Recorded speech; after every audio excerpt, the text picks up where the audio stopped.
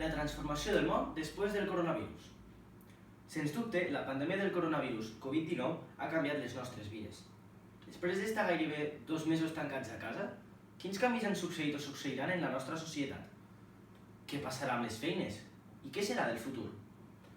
Probablement ens costa pensar que aquest estiu no podrem quedar amb els nostres amics per anar a la piscina de la ciutat i tampoc podrem anar a la festa major del poble. Són canvis que ens han transformat les vides. A partir d'ara, les feines de contacte seran diferents. Vull dir, aquell camarer que et pren la comanda quan vas al teu restaurant preferit ho haurà de fer amb una mascareta a la boca o una pantalla de metacrilat al rostre.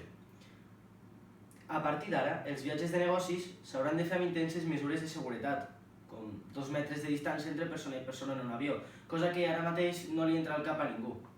Bé, aquests són precisament els canvis que es duran a terme a partir d'ara, que ara mateix encara ningú entén.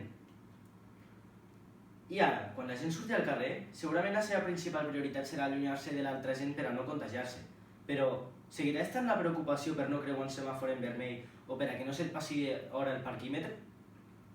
Finalitzaré la meva intervenció citant textualment unes paraules de la filòsofa Victòria Camps, les quals podem aplicar al context que estem vivint. Canviar de prioritats és possible, només has de voler. Gràcies per la seva atenció.